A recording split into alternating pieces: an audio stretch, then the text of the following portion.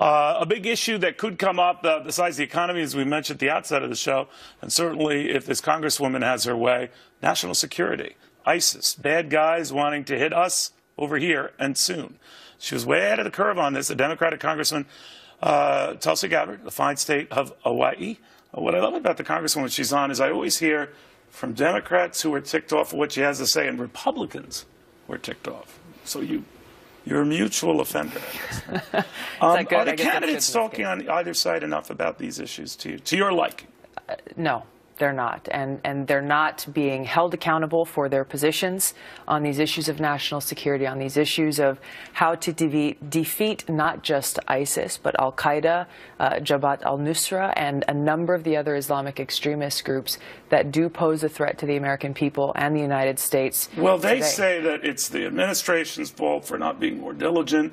Do you hear anything out of the Republican candidates that sounds more aggressive? I listened to some of the debate that we had just last night, and I had an early wake up, but okay. I listened to the part relating to national security and foreign policy, and was disappointed to see that there was a lot of strong talk against ISIS.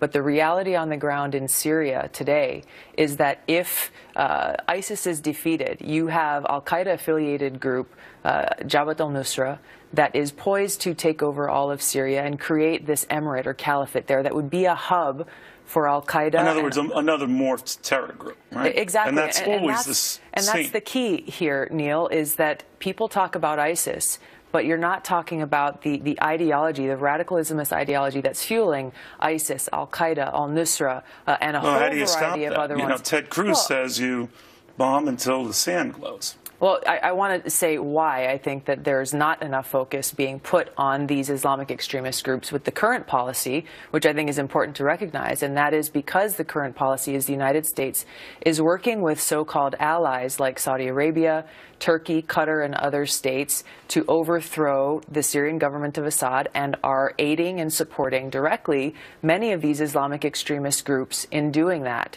So but we never know who our friends are, right? I mean, one group we think is going to be a group we can work with. We found out we can't work with them. Well, we need to know who our enemy is. We need to know who our enemy is in order to I don't think we ever do, Congressman. I remember the Arab uprising. We just celebrated, I guess, that 5th anniversary of that.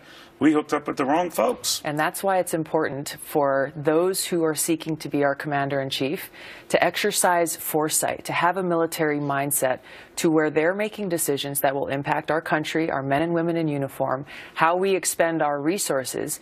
They better be looking ahead to see what are the consequences to this decision. How will this country or that country react to the action that we take? What will our response to that be? And take that down the line so that we don't end up being in a position today where we're repeating the same mistakes of the past, just like we're seeing in Libya.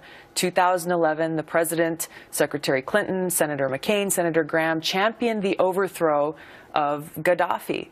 The result today is a failed Libyan state, ISIS, Al-Qaeda, and Islamic extremist groups poised to take over and that emerge. country. Some of them are merging into one big force. Exactly, which is why you can't be attached to one specific Well, what do you think group. of Hillary Clinton's approach to this and her stewardship of the State Department? Well, I think it was a failed decision, like I said, right. by Secretary Clinton, the president, Senator McCain, and others, and they need to acknowledge that that was a bad decision in Libya. And it's important for them to acknowledge this because then hopefully they will acknowledge the fact that what is happening in Syria now is going to be a repeat of the exact same thing. And if we acknowledge this now, if our leaders acknowledge this now, then we can stop our country from repeating that same mistake, which would, by the way, end up with a far more disastrous result if they're successful in Syria. Have you ever thought if we're too late? I raised this with Donald Rumsfeld, that maybe these groups, particularly ISIS, have morphed into these multi-cell, tentacled units all over the world. Whether we had the arrest of a guy who was sympathetic in Milwaukee to this guy who was outside Disneyland Paris, that they're everywhere now.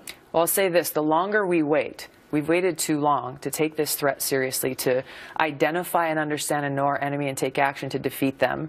We should have done it immediately after 9/11 when they attacked us here on our soil. Right. But the longer we wait, the greater risk we are at of having to deploy American troops, of having to expend vast amounts of our American taxpayer dollars, our American lives, to go and defeat we this never learned. We never learned. Real quick, on Hillary Clinton, what do you think of her? What do you think of how her race is going? I think we've got an interesting race on the Democratic ticket. You haven't committed to her or Bernie Sanders? I'm a vice chair of the DNC, so I claim neutral territory. But you were just very critical of her. I would be critical, similarly, of any other candidate, and I have been, of other candidates. To be fair, you've gone after both sides. Who espouse those policies. But this email stuff and stuff that was top secret that might have been released, and now a bunch of emails that are too secretive to be released, does that concern you? I'm watching the investigation carefully to see how this thing goes through. Generally, of course, there should not be secret, classified, top secret information being put out into an open public server. This is so when she says it wasn't intentional, does that give any solace to you? I'm watching it carefully. I want to see how this investigation works out and see what they uncover.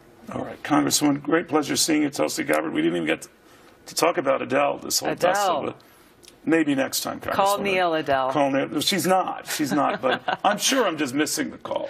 Pam in the control room, has Adele called? She's not. Okay, fine.